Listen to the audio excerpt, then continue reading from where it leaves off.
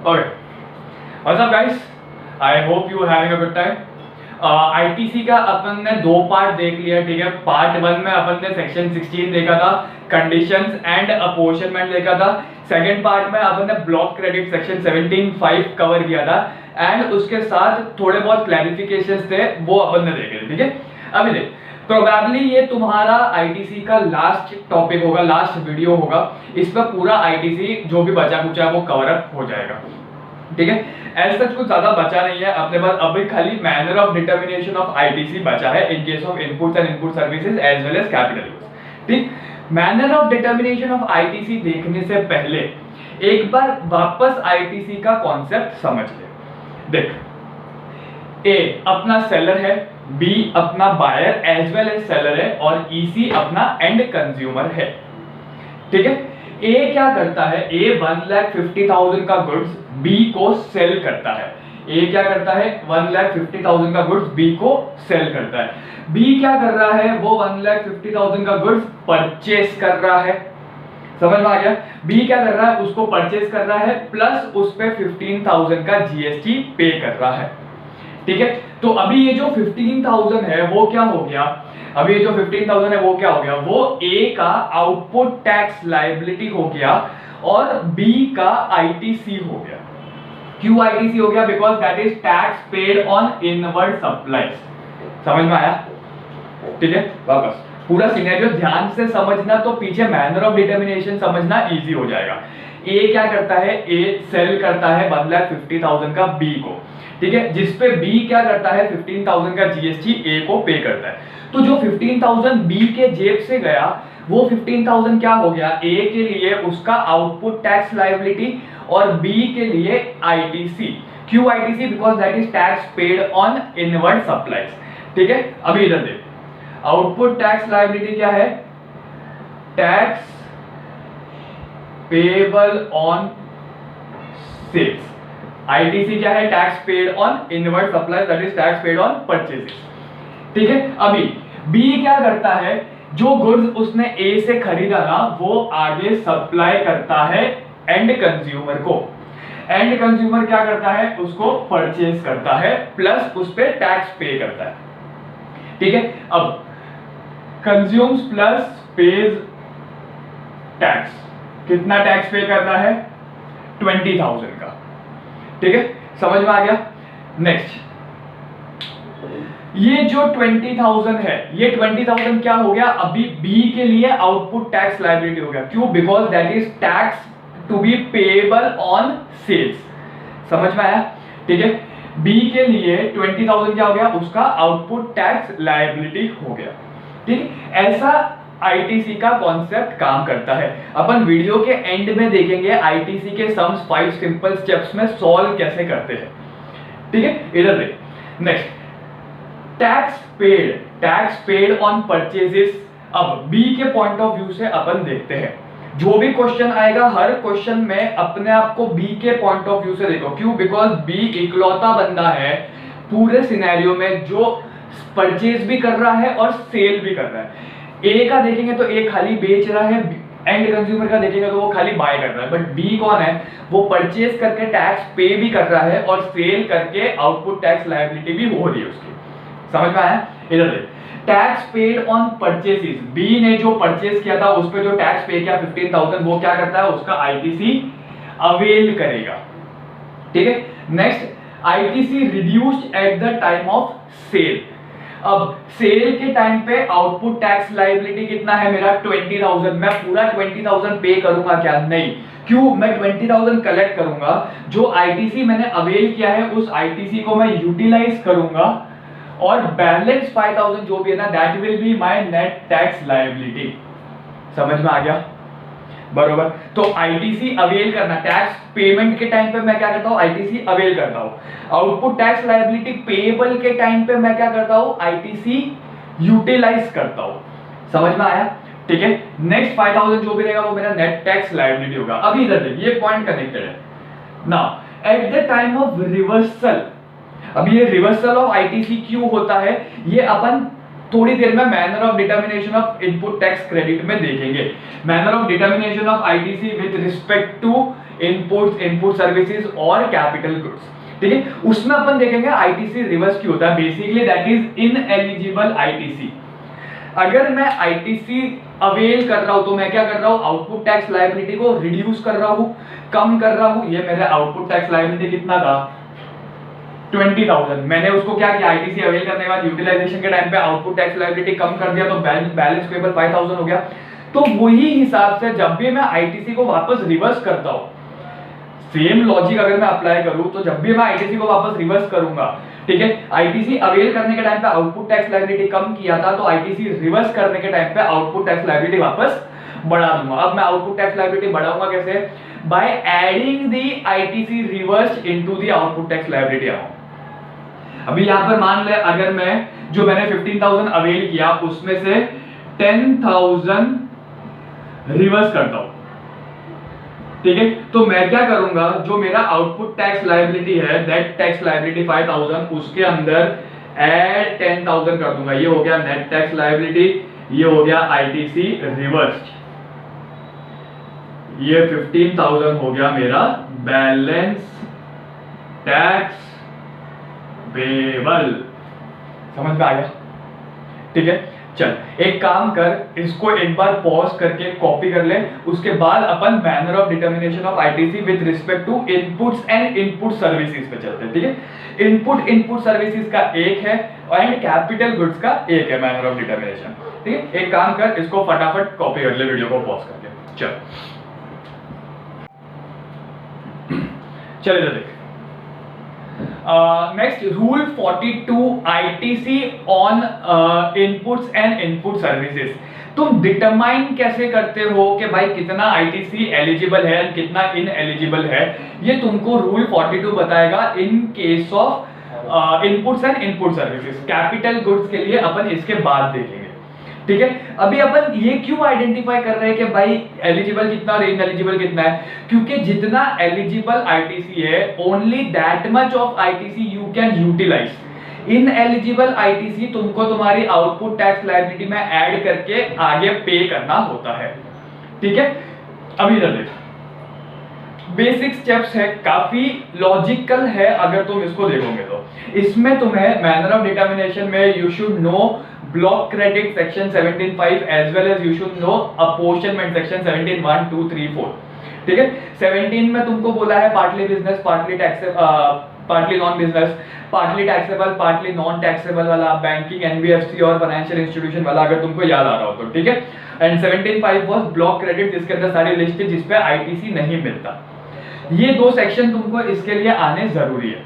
अभी इधर देख, सबसे पहले अगर तुमको आइडेंटिफाई करना है कितना मेरे पास एलिजिबल क्रेडिट है, ठीक है, तो उसके लिए तुमको ये चेक करना पड़ेगा कि भाई मैंने ये इनपुट्स और इनपुट सर्विसेज यूज किसके लिए किया है। अभी इनपुट सर्विसेज मतलब क्या, मैंने कुछ परचेज किया या कोई सर्विसेज ली टू प्रोवाइड सम गुड्स और सम अदर सर्विसेज। इधर देख, इनपुट सर्विसेज होती क्या है, गुड्स सर्विसेज। ठीक है, ए आगे गुड्स सर्विसेज। तो ये जो है ना, ये वाला पार्ट, इसको अपन बोलते हैं input in case of goods and input services in case of service. I have taken some or I have purchased or I have availed some input or input services for which I have paid tax। समझ में आ गया? To provide further output or output services। अरे cut लगा, समझ में आया? तो ये जो है ना, ये जो इनपुट या इनपुट सर्विसेज है जिस पे मैंने टैक्स पे किया, मैं क्या करता हूं, इस टैक्स का आईटीसी ले लेता हूं। समझ में आया? ठीक है, अब मैंने आईटीसी ले तो लिया, अभी ये पूरा आईटीसी मेरा एलिजिबल है क्या, फुल आईटीसी एलिजिबल है क्या? नहीं हो सकता है मैंने ये जो इनपुट सर्विसेज लिए टू प्रोवाइड आउटपुट सर्विसेज और आउटपुट गुड्स, ठीक है, इस केस में कुछ टैक्सेबल होंगे, कुछ नॉन टैक्सेबल होंगे, कुछ बिजनेस पर्पस के लिए होंगे, कुछ नॉन बिजनेस पर्पस के लिए होंगे या कुछ ब्लॉक क्रेडिट्स भी होंगे। मतलब क्या, मैंने इनपुट सर्विसेज ली, उस पर टैक्स पे कर दिया, ठीक है, उस टैक्स का मैंने आईटीसी ले लिया। अब वो पूरा का पूरा आईटीसी एलिजिबल है क्या? नहीं। क्यों? क्योंकि भाई पॉसिबल है मैंने जो गुड्स या जो सर्विसेज ली, ठीक है, उस गुड्स या सर्विसेज को मैंने आगे टैक्सेबल के साथ साथ नॉन टैक्सेबल गुड्स के लिए भी यूज कर लिया, नॉन टैक्सेबल के साथ बिजनेस पर्पस के लिए भी यूज कर लिया, नॉन बिजनेस पर्पस के लिए भी यूज कर लिया, या फिर मैंने वो गुड्स को कोई ऐसी सप्लाई के लिए यूज कर लिया जिसपे मेरे को आईटीसी नहीं मिलता, व्हाटएवर इट इज, ठीक है। तो ये सारे मेजरमेंट्स अपन को ध्यान में रखने पड़ेंगे to determine whether ITC is eligible और नॉट, ठीक है, पूरा एलिजिबल है क्या? नहीं। क्यों? क्योंकि ये एस्पेक्ट्स अपन को ध्यान में रखने पड़ेंगे, ठीक है। एक काम कर, अपन मैनर ऑफ डिटर्मिनेशन स्टार्ट करने से पहले एक बार इसको पॉज करके फटाफट लिख कि भैया इनपुट सर्विसेज होती क्या है, and that can be used for providing taxable, non taxable, exempt, non exempt services, business purpose, non business purpose और as well as block supplies.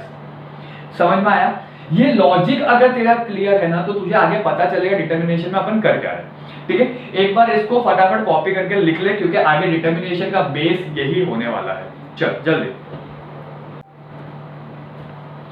चल लिख लिया। अभी manner of determination rule 42 upon start करते हैं, ठीक है। सबसे पहला step, total ITC on input services. भाई टोटल जितना भी टैक्स तुमने पे किया है वो पहले सारा का सारा लिख लो यहाँ पे, ठीक है। अभी देख कैसा होता है, अगर तुमको कोई भी चीज बाइफरकेट करनी होती है तो सबसे पहले तुम क्या करते हो, पहले उसको अक्यूमुलेट करते हो, ठीक है। अभी देख फॉर एग्जांपल अगर तुम्हें मैं बोलूं कि भैया 10 लोगों के मुझे 5 टीम बना के दे, तो तू क्या करेगा, तू सबसे पहले वो 50 लोगों को इकट्ठा करेगा, उसके बाद तू डिसाइड करेगा भाई 10 इसमें, 10 इसमें, 10 इसमें, 10 इसमें, 10 इसमें। लाइकवाइज पहले मैंने क्या किया, अगर मुझे एलिजिबल इनएलिजिबल ढूंढना है ना क्रेडिट, तो सबसे पहले मुझे पूरा क्रेडिट अक्यूमुलेट करना पड़ेगा। तो that is called total ITC on inputs and input services. जितना भी टैक्स पे किया उसका क्रेडिट ले लिया, ठीक है। लेस 3 तो फिक्स्ड है कि भाई माइनस होंगे ही होंगे, ठीक है। 3 तो उसमें फिक्स्ड है कि माइनस होंगे ही होंगे। अभी देख सबसे पहले जो तुमको डेफिनेटली पता है कि इनएलिजिबल है वो कौन सा है, सबसे पहले non business, non except and block credit. समझ पाया? ये 3 तो तुमको पता है 100% इनएलिजिबल है। तो ये जो टोटल आईटीसी लिया ना, उसमें से जितना तुमने inputs and input services towards non business exempt या ब्लॉक सप्लाई के लिए यूज किया है ना, उस पे जितना भी टैक्स बनता है वो टैक्स यहां से माइनस कर लो। समझ में आया मैं क्या बोल रहा हूं? तुमने जितना भी इनपुट सर्विसेज अवेल किया है, उस इनपुट सर्विसेज को तुमने जितना भी आगे ब्लॉक क्रेडिट, नॉन एग्जेम्प्ट या नॉन बिजनेस पर्पस के लिए यूज किया है, उस पे जो भी टैक्स बनता है वो टैक्स को तुम पूरा का पूरा यहां से एलिमिनेट कर लो, ठीक है। Minus ITC on non business purpose, ITC on non taxable और exempt supplies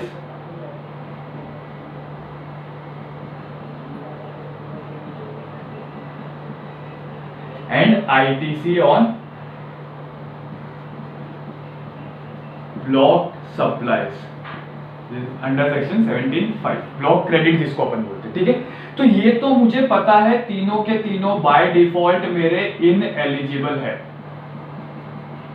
ये तीनों क्या है, बाय डिफॉल्ट मेरे इनएलिजिबल है 100%। अब देख 50 लोगों का टीम, ठीक है। मैंने तुमको क्या बोला 10-10 का 5 टीम बना।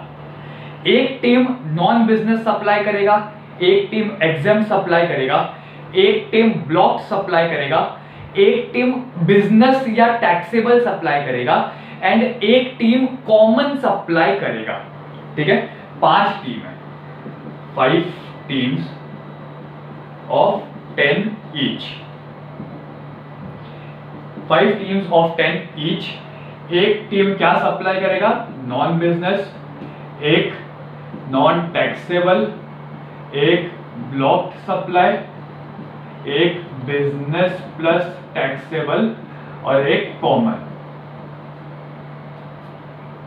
ठीक है, तुमने क्या किया, 50 लोगों को इकट्ठा किया और 10-10 का 5 टीम बना दिया। अब तुमने क्या बोला, भैया तुम जाओ तुम्हारा काम करो। तो पहले बिजनेस वाला निकल गया अपना काम करने के लिए, वो 50 में से 10 निकल गया। फिर नॉन टैक्सेबल निकल गया अपना काम करने के लिए, बाकी 50 में से 10 और निकल गया, बैलेंस 40 में से 10 और निकल गया। फिर तुमने ब्लॉक सप्लाई वाली जो टीम है उसको भी काम पे लगा दिया। समझ में आया? तो तुम्हारे पास बचा क्या, 3 टीम तो तुम्हारी निकल गई, नॉन बिजनेस वाली टीम निकल गई, नॉन टैक्सेबल वाली टीम निकल गई, ब्लॉक क्रेडिट वाली टीम निकल गई। तो बची क्या, बिजनेस प्लस टैक्सेबल वाली टीम एंड कॉमन टीम। समझ में आया? ठीक है, तो तुम क्या करते हो, इसमें से जो तुम्हारा बिजनेस और टैक्सेबल वाला है ना, उस टीम को भी काम पे लगा देते हो। ITC on business taxable supplies. ठीक है, इसको भी तुमने काम पे लगा दिया। तो अब क्या बचता है तुम्हारे पास, कॉमन आईटीसी। कॉमन आईटीसी मतलब क्या, ये वो टीम है जो सब सप्लाई करेगी, जो तुम्हारी एग्जाम सप्लाई भी करेगी, जो तुम्हारी बिजनेस टैक्सेबल सप्लाईज भी करेगी। कॉमन आईटीसी ये मतलब क्या हो गया, ये वो टीम है जो तुम्हारी exam as well as taxable दोनों सप्लाईज करेगी। समझ में आया? ठीक है, ये एक्सक्लूसिव है, ये जो है ना ये एक्सक्लूसिव है। 10 लोगों की एक टीम खाली नॉन बिजनेस सप्लाई करेगी, 10 लोगों की दूसरी टीम खाली ब्लॉक सप्लाई करेगी, 10 लोगों की तीसरी टीम खाली नॉन टैक्सेबल सप्लाई करेगी, 10 लोगों की चौथी टीम खाली बिजनेस सप्लाई या टैक्सेबल सप्लाई करेगी, एंड पांचवी जो टीम है ना 10 लोगों की, वो कॉमन है, वो एग्जाम सप्लाई भी करेगी और वो नॉन टैक्सेबल सप्लाई भी करेगी। समझ में आया? तो ये वो पांचवी टीम है। अभी देख, ये 3 मुझे बता एलिजिबल है कि इनएलिजिबल है। इनएलिजिबल आईटीसी हो गए, ineligible ITC therefore added to output tax liability। ये बिजनेस पर्पस टैक्सेबल पर्पस के लिए है, सेक्शन 17(1) और 17(2) के हिसाब से ये क्या हो गया, एलिजिबल आईटीसी। एलिजिबल है मतलब मैं इसको आउटपुट टैक्स लायबिलिटी से माइनस कर सकता हूं आगे। अब इसमें से मुझे क्या ढूंढना है, अब इसमें से कॉमन आईटीसी है। ठीक है, कॉमन आईटीसी मतलब non taxable exempt plus taxable business supply. ठीक है, तो ये वाला इनएलिजिबल हो जाएगा, ये वाला एलिजिबल हो जाएगा। तो मुझे क्या करना है, कॉमन क्रेडिट जो है ना मेरा, जो मेरा कॉमन क्रेडिट है उसमें से नॉन टैक्सेबल या एग्जेम्प्ट सप्लाईज का आईटीसी अलग निकालना है एंड बिजनेस टैक्सेबल सप्लाईज का आईटीसी अलग से निकालना है। समझ में आया? ठीक है, कॉमन क्रेडिट जो भी मेरे पास बचा है ना उसमें से मुझे नॉन टैक्सेबल एग्जेम्प्ट आईटीसी का क्रेडिट अलग से निकालना है, बिजनेस टैक्सेबल सप्लाईज का आईटीसी का क्रेडिट अलग से निकालना है। ठीक है, अभी देखो ये मैं निकालूंगा कैसे, इसका जो बाइफरकेशन है वो बाइफरकेशन कैसे करूंगा, बाइफरकेशन करूंगा मैं on the basis of turnover. तुमको क्वेश्चन में डेटा दिया रहेगा टर्नओवर का, उस टर्नओवर में से जितना एग्जेम्प्ट सप्लाई का टर्नओवर है, ठीक है, अभी ये इसका फॉर्मूला क्या बोलता है, exempt turnover divide by total turnover into CC. CC क्या है, कॉमन क्रेडिट, ये तुम्हारा सीसी। कॉमन क्रेडिट है ना, उसमें से जो मेरा एग्जेम्प्ट टर्नओवर है डिवाइड बाय टोटल टर्नओवर करूंगा तो मुझे एग्जेम्प्ट पार्ट का क्रेडिट मिल जाएगा। ठीक है, इसमें से मैं क्या करता हूं, जो मेरा सीसी है उसमें से मैं माइनस कर दूंगा एग्जेम्प्ट आईटीसी। ठीक है, अभी भी मेरे पास एलिजिबल आईटीसी है क्या? नहीं। क्यों? क्योंकि ये कॉमन क्रेडिट में मैंने हो सकता है नॉन बिजनेस पर्पस के लिए भी यूज किया हो। समझ पा रहा है?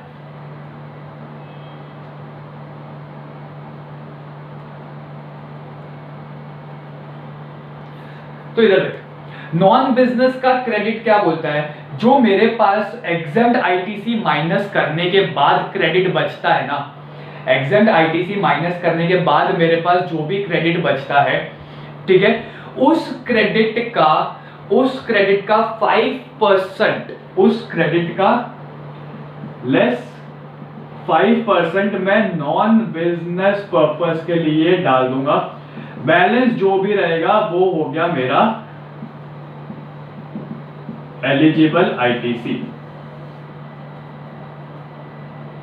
समझ में आया? ठीक है, एक काम कर, ये वाला जो पार्ट मैंने तुझे अभी एक्सप्लेन किया ना, ये मैं वापस एक्सप्लेन करूंगा, बट एक बार वीडियो को पॉज कर एंड ये वाला पार्ट मत लिखना, यहां तक लिख के ये लिख लेना, नीचे लिख लेना, थोड़ी सी जगह रखना सो दैट मैं एक प्रॉपर प्रेजेंटेशन दे पाऊं। ऐसे का ऐसे मत लिखना, खाली इतना पार्ट लिखना, ये सब मैं वापस एक्सप्लेन करूंगा एक प्रेजेंटेशन के साथ, ठीक है? ये पूरा कॉपी कर ले। चल जल्दी वीडियो को पॉज करके चल, लिख लिया? इधर देख, अभी अपन ने कॉमन आईटीसी के बाद अपन ने क्या देखा था? सबसे पहले जो एग्जेम्प्ट टर्नओवर के बेसिस पे एग्जेम्प्ट सप्लाई का है वो निकाल लो, इसके अंदर से less ITC attributable to exempt supplies,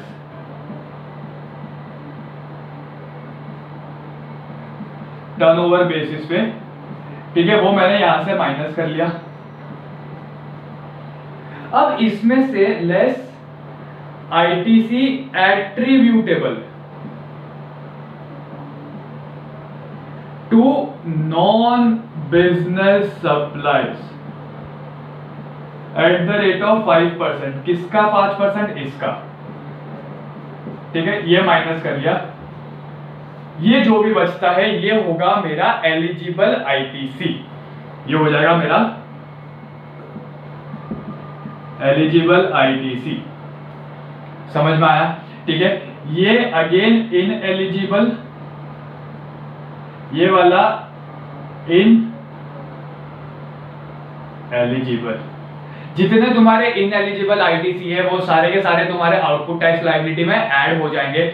जो तुम्हारा एलिजिबल आईटीसी है वो तुम्हारा इलेक्ट्रॉनिक क्रेडिट लेजर में चला जाएगा and you can utilise that input tax credit at the time of payment of output tax liability. समझ में आया? बरोबर। वापस देख, 5 लोगों का टीम है, ठीक है, सॉरी 10 लोगों का टीम है, 5-5 का, ठीक है। एक टीम 10 लोगों का जाता है एक्सक्लूसिवली नॉन बिजनेस सप्लाई करने, एक टीम 10 लोगों का जाएगा एक्सक्लूसिवली नॉन टैक्सेबल सप्लाई करने, एक टीम 10 लोगों का जाएगा एक्सक्लूसिवली ब्लॉक सप्लाई करने, एक टीम 10 लोगों का एक्सक्लूसिवली टैक्सेबल सप्लाई या बिजनेस पर्पस के लिए सप्लाई करेगा एंड लास्ट एक जो टीम है ना वो टीम कॉमन सप्लाई करेगा, ठीक है। अभी देख, तुम क्या करते हो, पहले 50 लोगों को इकट्ठा किया, फिर मैंने 10 लोगों का एक टीम भेज दिया नॉन बिजनेस के लिए, तो मैंने क्या कर दिया, उसमें से वो माइनस कर दिया, क्यों? क्योंकि वो टीम अपने काम पे जा चुका है। नेक्स्ट मैंने नॉन टैक्सेबल एग्जाम सप्लाई के लिए भेज दिया, तो वो भी मैंने टीम माइनस कर दी, वो भी अपने काम पे जा चुकी है। नेक्स्ट मैंने ब्लॉक सप्लाई के लिए भेज दिया, वो भी मैंने माइनस कर दी, वो भी अपने काम पे जा चुकी है। अब मेरे पास जो 20 लोग बचे हैं ना, वो 20 में से 10 एक्सक्लूसिवली बिजनेस पर्पस के लिए काम कर रहे हैं और 10 कॉमन काम कर रहे हैं, ठीक है। तो मैं क्या करता हूं, मैंने जो एक्सक्लूसिवली बिजनेस पर्पस के लिए ना 10 का टीम वो भी भेज दिया काम पे। अब मेरे पास 10 लोगों का टीम बचा है, जिसमें से 4 लोग नॉन बिजनेस पर्पस के लिए काम कर रहे हैं, 4 लोग एग्जेम्प्ट और टैक्सेबल पर्पस के लिए काम कर रहे हैं, सॉरी एग्जेम्प्ट पर्पस के लिए काम कर रहे हैं, और 4 लोग बिजनेस और टैक्सेबल पर्पस, 2 लोग बिजनेस और टैक्सेबल पर्पस के लिए काम कर रहे हैं, ठीक है। मेरे पास अभी ये जो कॉमन आईटीसी बचता है ना, इसमें कैसा है 4+4+2 है, मान के चल, ठीक है। 10 लोगों में से 4 लोग नॉन टैक्सेबल पर्पस के लिए काम कर रहे हैं, 4 लोग नॉन बिजनेस पर्पस के लिए काम कर रहे हैं और 2 लोग बिजनेस प्लस टैक्सेबल पर्पस के लिए काम कर रहे हैं, ठीक है। तो मैं क्या करता हूं, सबसे पहले जो नॉन टैक्सेबल पर्सन वाले हैं ना, मैं उनको क्या बोलता हूं कि भैया तुम टर्नओवर बेसिस पे तुम्हारी टीम के साथ चले जाओ। तो वो लोग क्या होता है, यहां से निकल जाते हैं और ऊपर नॉन टैक्सेबल वालों के साथ चले जाते हैं। नॉन टैक्सेबल वाले कहां पर है, ineligible ITC output tax liability में बैठे हैं। तो ये लोग भी क्या होगा, यहां से निकल जाएंगे एंड आउटपुट टैक्स लायबिलिटी में जाके बैठ जाएंगे। Therefore ineligible add to output tax liability. ठीक है, मैं नेक्स्ट क्या बोलता हूं, 6 लोगों में से बैलेंस 4 लोगों, एक काम कर, ठीक है, तुम लोग जो 4 हो ना, तुम नॉन बिजनेस वालों के साथ चले जाओ। अब वो कैलकुलेट कैसे करूंगा मैं, eight the rate of 5% fixed percentage है।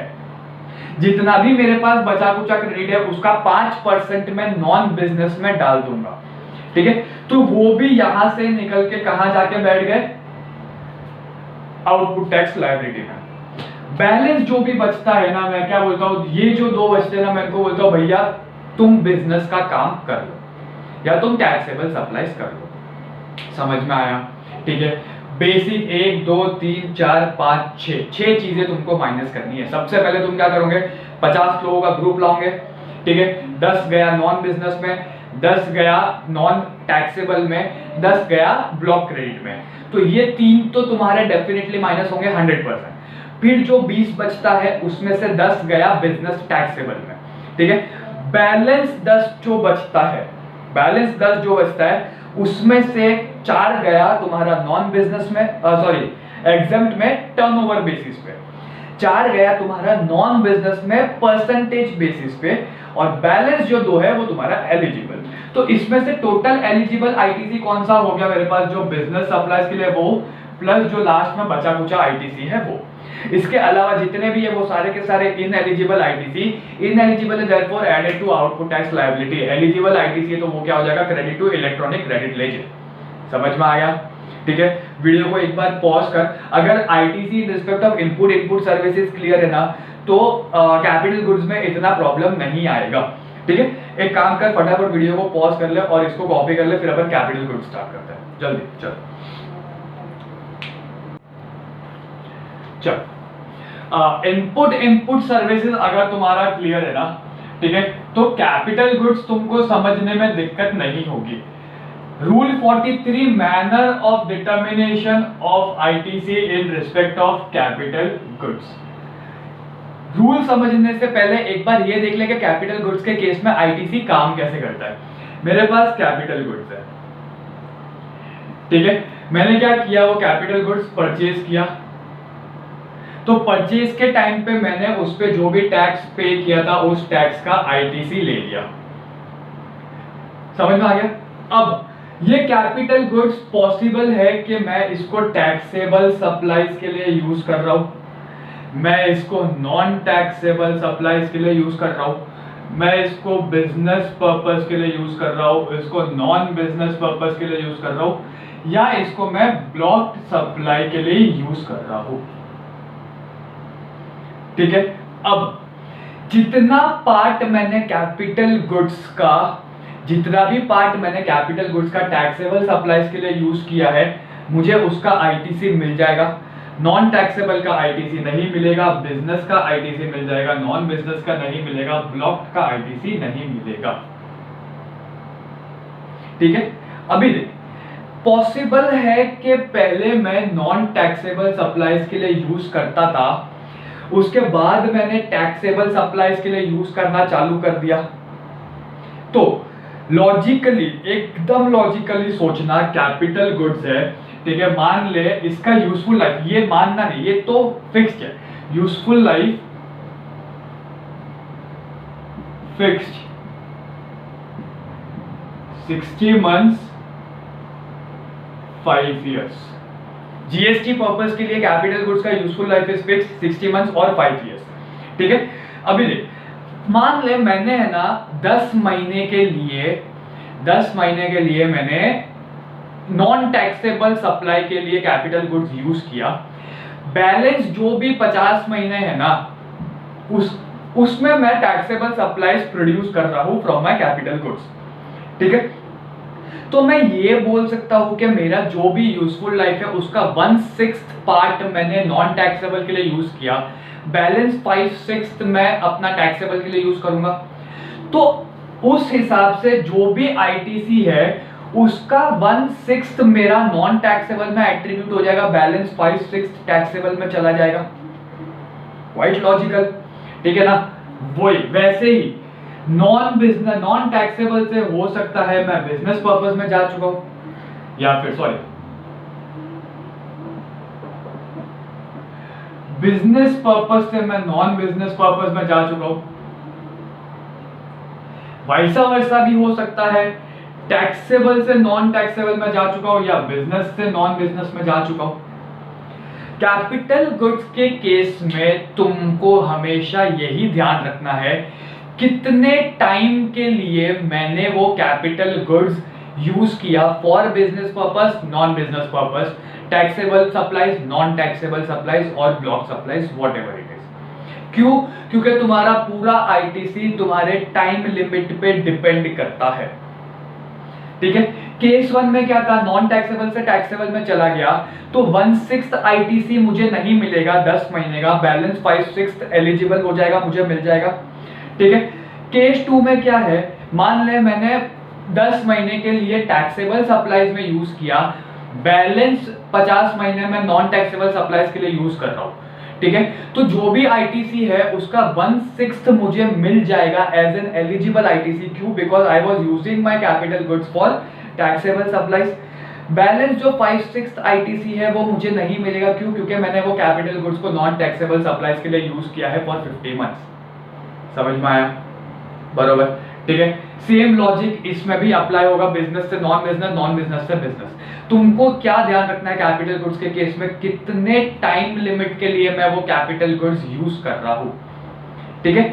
अगर मैंने लेजिटिमेट पर्पस के लिए यूज किया तो मुझे आईटीसी मिल जाएगा, अदरवाइज मुझे आईटीसी नहीं मिलेगा। समझ में आ गया? वीडियो को एक बार पॉज कर और इसको फटाफट लिख ले, तो इसके बाद अपन rule 43 manner of determination of ITC देखते हैं in case of capital goods, ठीक है। एक बार वीडियो को पॉज कर लो और ये फटाफट लिख ले। चल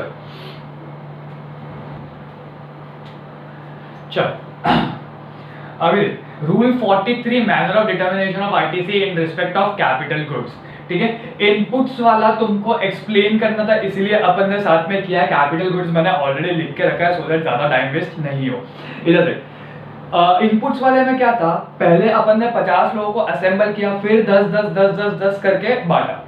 इसमें कैसा है, पहले 10 फिर 10 फिर 10 फिर 10 ऐसे लाएंगे और असेंबल करके टोटल आईटीसी पाएंगे। इनपुट्स में टोटल आईटीसी से एलिजिबल पे गए थे, इसमें टोटल आईटीसी पे अपन को पहले आना है, उसके बाद आगे देखना है क्या करना है। इधर देख, सबसे पहले ITC on non business exempt supply जितना भी है उसको लिख ले, वो पूरा का पूरा इनएलिजिबल है। इनएलिजिबल है मतलब क्या, रिवर्स हो जाएगा एंड आउटपुट टैक्स लायबिलिटी में ऐड हो जाएगा, ठीक है। नेक्स्ट, तेरा जितना भी टैक्सेबल सप्लाईज पे आईटीसी है उसको ऐड कर ले, ठीक है। वो तेरा एलिजिबल आईटीसी है। एलिजिबल आईटीसी है मतलब you can utilise that ITC in near future at the time of output tax liability payment, ठीक है। इसके बाद तेरा जो भी कॉमन आईटीसी है जो ऊपर ए और बी में कवर्ड नहीं है, जिसको अपन कैपिटल ए से डिनोट कर रहे हैं, उसको भी ऐड कर ले, तुझे टोटल आईटीसी मिल जाएगा, ठीक है। नॉन बिजनेस पर्पस के लिए या एग्जाम सप्लाईज के लिए जो है वो तूने ऐड कर लिया, बिजनेस पर्पस के लिए जो है वो तूने ऐड कर लिया, कॉमन क्रेडिट जो भी है वो तूने ऐड कर लिया, ठीक है। कॉमन क्रेडिट मतलब एग्जाम सप्लाई और टैक्सेबल सप्लाईज दोनों, ठीक है। तेरे पास टोटल आईटीसी आ गया। अभी देख, अभी अपन ने कैपिटल गुड्स स्टार्ट करने से पहले देखा था देयर इज अ पॉसिबिलिटी कि मैं नॉन बिजनेस से बिजनेस में जा रहा हूं, या नॉन टैक्सेबल से टैक्सेबल में जा रहा हूं, या बिजनेस से नॉन बिजनेस में जा रहा हूं, या टैक्सेबल से नॉन टैक्सेबल में जा रहा हूं, ठीक है। तो यहां क्या लिखा है कि कवर्ड अंडर ए और B subsequently gets covered under A. मतलब क्या, नॉन बिजनेस या एग्जाम सप्लाई से मैं कॉमन क्रेडिट में आ जाता हूं, या टैक्सेबल सप्लाई से मैं कॉमन क्रेडिट में आ जाता हूं, ठीक है। तो जो मेरा कॉमन क्रेडिट है दैट विल चेंज। कैसे चेंज होगा, ए और बी -5% आईटीसी ईच क्वार्टर। क्यों अपन 5% माइनस कर रहे हैं? बिकॉज इट इज अज्यूम्ड के उतने क्वार्टर के लिए मैंने नॉन बिजनेस या टैक्सेबल पर्पस के लिए मेरा कैपिटल गुड्स यूटिलाइज कर लिया। देयरफॉर उतने पीरियड के लिए मुझे आईटीसी या तो नहीं मिलेगा या मिल जाएगा।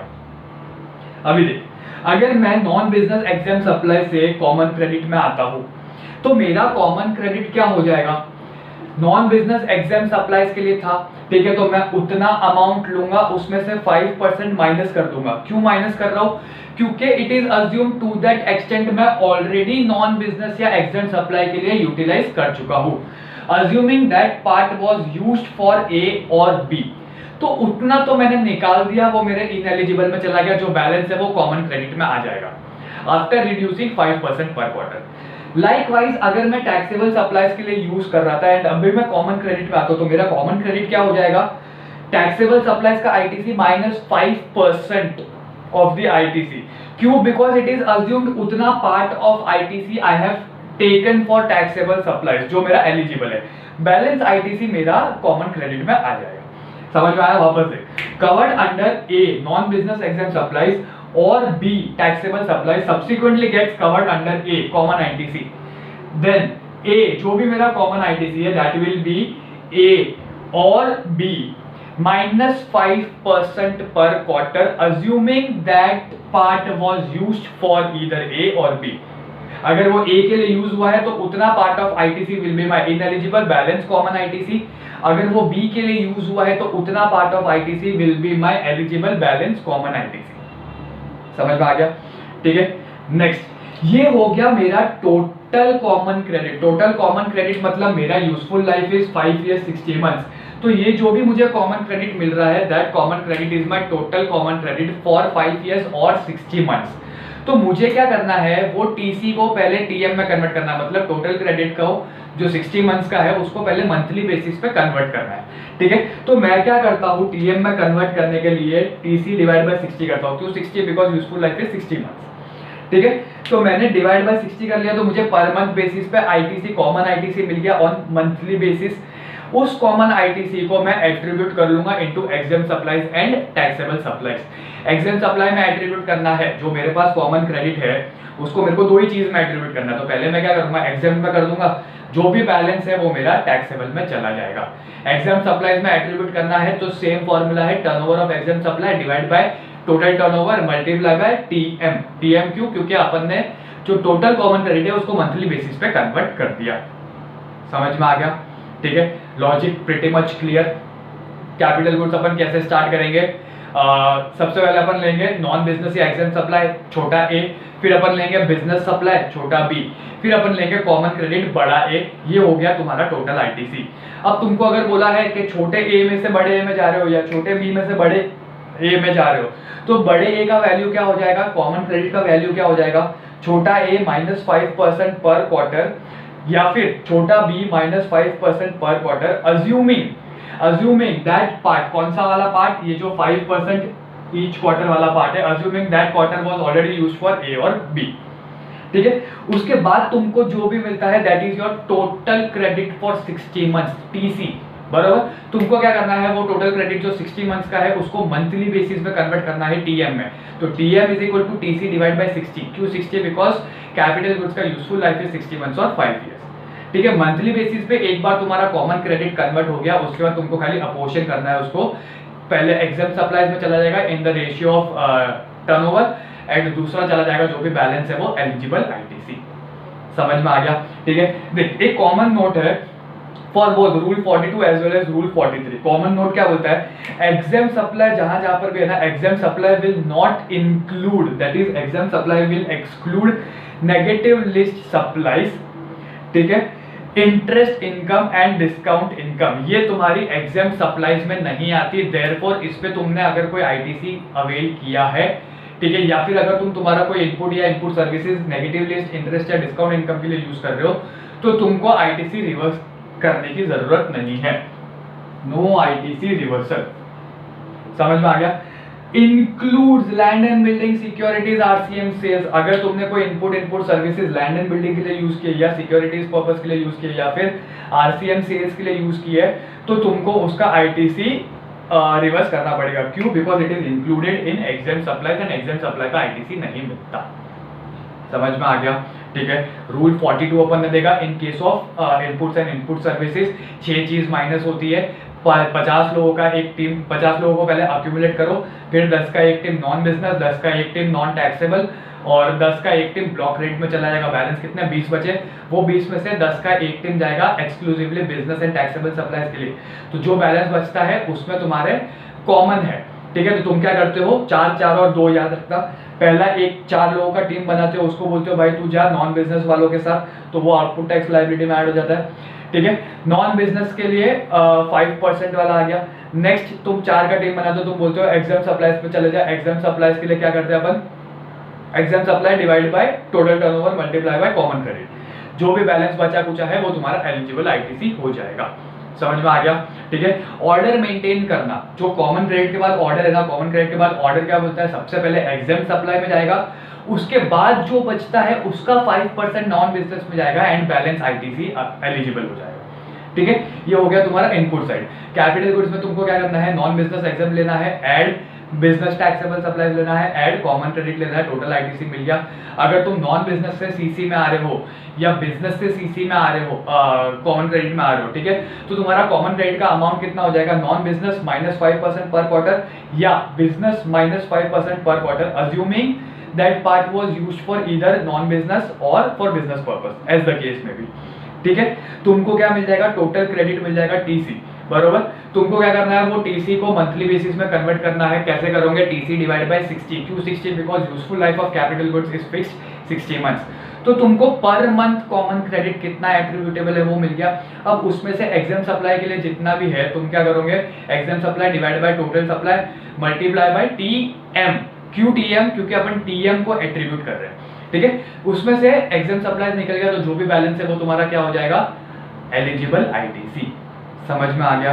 ठीक है। अपन है ना आईटीसी का एक वीडियो और बनाएंगे। तुम्हारा सेक्शन 18 बाकी है, रूल 44 बाकी है एंड सेक्शन 50 इंटरेस्ट वाला पार्ट बाकी है। ठीक है। तो नेक्स्ट वीडियो में प्रोबेबली अपना पूरा आईटीसी चैप्टर कवर हो जाएगा। मैं जानबूझ के आईटीसी स्ट्रेच नहीं कर रहा, एक सवा एक घंटे के लेक्चर नहीं ले रहा, because I just want, ITC एक इंपॉर्टेंट टॉपिक है इंटर लेवल पे भी as well as final level पे भी, तो इस पे थोड़ा सा फोकस कर लो। ये चैप्टर अगर तुमने अच्छे से निकाल लिया ना, समझ लिया ना अच्छे से, तो तुम्हारा GST CA level, inter level और फाइनल लेवल पे इजी हो सकता है क्वाइट। ठीक है। इसीलिए मैं इसमें थोड़ा टाइम कंज्यूम भी कर रहा हूँ और इसको अच्छे से स्ट्रेच भी कर रहा हूँ। समझ में आ गया? वीडियो को एक बार पॉज कर लेना और इसको कॉपी कर लेना। अपना ये थर्ड पार्ट आज यहीं पे खत्म होता है। ठीक है। फोर्थ पार्ट में अपन section 18 rule 44 and section 50 interest वाला पार्ट देखेंगे एंड 5 स्टेप्स में तो तुम्हारा आईटीसी कैसे सम सॉल्व करना है वो अपन चेक करेंगे। ठीक है। चलो guys, adios, have a nice day.